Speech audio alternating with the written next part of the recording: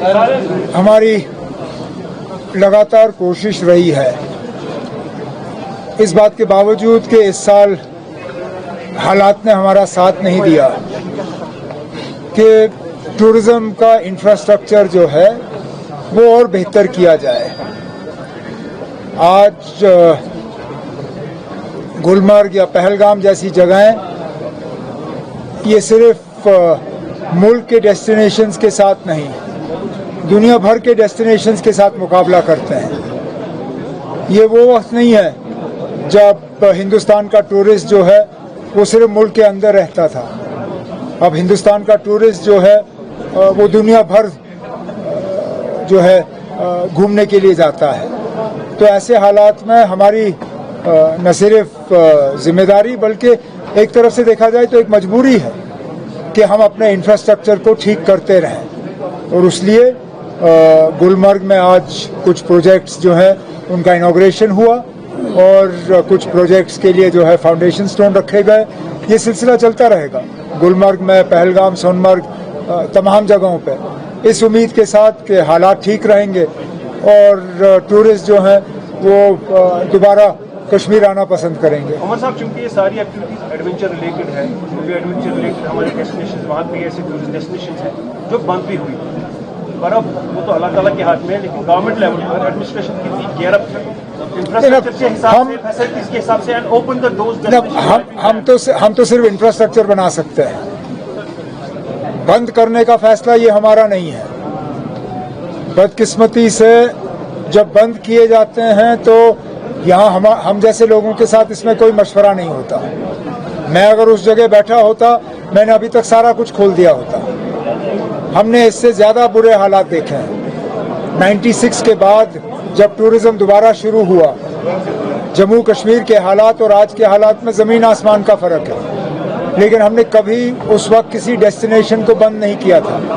आज आपके डेस्टिनेशन बंद हैं, मैं तो चाहूंगा कि उनको बंद करने का फैसला जो है वो रिव्यू किया जाए और वो डेस्टिनेशंस जो है एक एक करके खोल दिए जाएं। उमर साहब, जिस तरह से गुलमर्ग एक एडवेंचर डेस्टिनेशन है, जिस तरह से पोल्यूशन बढ़ रहा है, गुलमर्ग में भी मौसम पर काफी ज्यादा असर पड़ा है। अब क्या अगर ये असर सिर्फ गुलमर्ग पे होता तो बात कुछ और होती ना।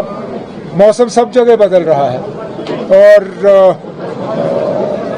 पूरे जम्मू कश्मीर में आज एक सूखा पड़ा हुआ है।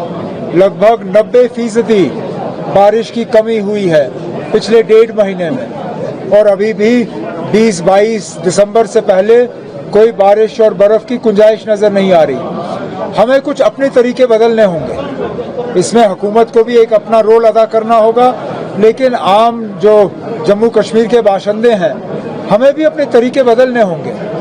पानी का सही इस्तेमाल, पानी को बचाने के तरीके, rain water harvesting, check dam जो पहले बनते थे जो आज बनते नहीं हैं, पोल्यूशन को कंट्रोल करना, इन सब चीज़ों पे जहां हुकूमत की जिम्मेदारी बनती है हमें अपनी जिम्मेदारी निभानी होगी।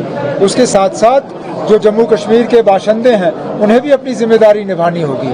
उमर साहब, अगर हम टूरिस्ट के हवाले से बात करें, जो भी टूरिस्ट गुलमर्ग आता है उनको जो फैसिलिटीज़ यहाँ पे होटल में मिलनी चाहिए वो फैसिलिटीज़ नहीं मिलती। मिसाल के तौर पर लीज के रिलेटेड अगर उनको कोई काम करना होता है, होटल में बैठना होता है, वो चीज़ें यहाँ पे नहीं। आप बताइए ना कौन सी फैसिलिटी उनको नहीं मिल रही है? सर, अगर कोई भी टूरिस्ट यहाँ पे होटल में बैठता है, हाँ, अगर होटल पे काम करना हो तो उनका कहना है कि हमें 5 साल से लीज नहीं मिल रहा है, इस वजह से हम अपने। अच्छा, होटल वालों का वो दूसरी बात है ना, उस पर एक पॉलिसी बनाई जा रही है। सर जैसे कि हम देख रहे हैं जो आपकी गवर्नमेंट है, it's doing its best to promote tourism, but are you getting an equal support from central government? Because हमने देखा आफ्टर 2019 बहुत। Look, the tourism ministry, government of India has been very helpful, and they continue to be. There is a problem with the closure of destinations that needs to be reviewed. Now, whether that has to be reviewed at the level of Raj Bhavan Lok Bhavan, whether it has to be reviewed here or it has to be reviewed at the level of Government of India, I am not getting into. But somebody needs to take a decision and review it. How long are you going to keep these destinations closed? एक तरफ से तो आप दुनिया को कहते हो ना कि जम्मू कश्मीर को हमने नॉर्मलाइज किया है, दूसरी तरफ से आधा गुलमर्ग बंद है, आधा पहलगाम बंद है, दौद पथरी बंद है, कितने और सारे डेस्टिनेशंस आपके बंद हैं। जब तक आप इन डेस्टिनेशंस को खोलोगे नहीं, आप नॉर्मलसी का क्लेम कर ही कैसे सकते हो? ये तो फिर आपकी फेलियर है। फिर तो नेगेटिव मैसेज जा रहा है। वो तो जा ही रही है, कंफ्यूजन जा रहा है ना। Umar sir, I have just 2 questions interlinked. One is, what are you as government and you as a chief minister doing to upgrade the infrastructure of power department is concerned? Because of late, since September, we have been reading the press releases saying that prepare for the winter preparations are there. We are dealing with the winter challenges. We are upgrading system. But then in the mid of the winters in December, the power department comes up with a tweet that they are upgrading the feeders, the maintenance work. Why that kind of maintenance work Look, is not done in September? No, you can't. Why You in can't. December? You can't do maintenance for December in September. And sometimes this maintenance is not scheduled. It happens because of overloading of the system. हम जब agreement करते हैं तो हम घर में 4 bulb दिखाते हैं और अग्रीमेंट करने के बाद हम घर में 10 हीटर लगाते हैं। सिस्टम आपका जल ही जाएगा। आप ईमानदारी से अपना लोड बताइए। आप लोड बताएंगे, मैं उस हिसाब से ट्रांसफार्मर लगाऊंगा, फिर वो ट्रांसफार्मर जलेगा नहीं। ये ट्रांसफार्मर पे ओवरलोड वहां नहीं हो रहा है जहां मीटर लग रहे हैं। ये सिस्टम फेलियर ज्यादातर वहां हो रहा है जहां पे हम अग्रीमेंट करते हैं और अग्रीमेंट में हम सही दिखाते नहीं हैं। So there is a proper shutdown of 7 to 8 hours. There are 2 things. One is regular load shedding. That is a compulsion because we are not able to supply as much electricity as people need, because we don't get the revenue for the electricity that we supply. We run at a loss. Other is the repairs that have to be done. अब अगर transformer जल जाता है, वो 1 घंटे में ठीक होता नहीं। Sir, what are the figures of demand and the supply? What are the figures for the demand and I don't have them right here with me.